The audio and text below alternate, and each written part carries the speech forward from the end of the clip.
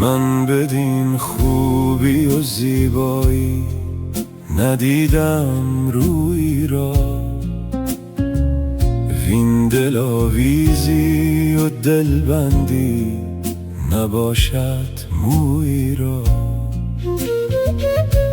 روی اگر پنهان کند سنگین دل سیمین بدن، مشک غماز است نتواند نهفتن بوی را.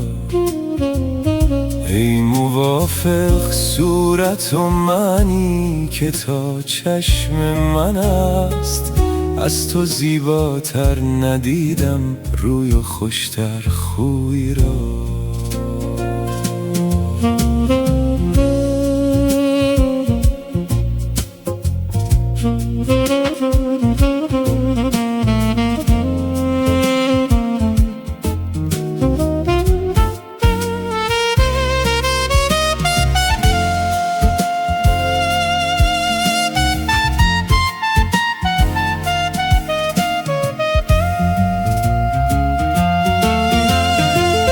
گر به سر میگردم از بیچارگی عیبم مکن،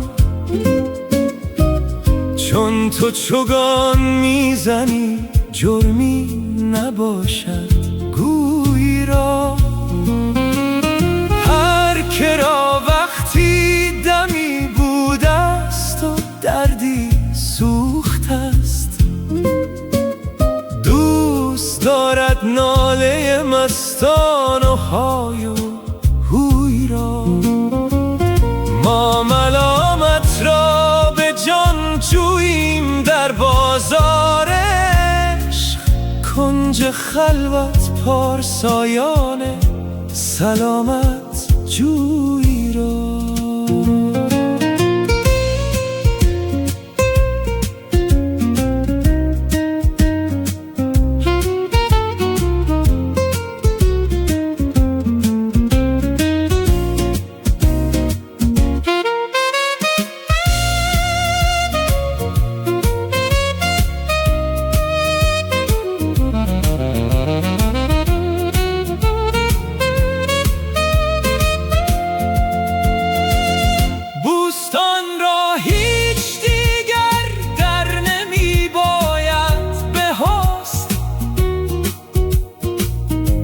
که سروی چون تو می باید کنار جوی را.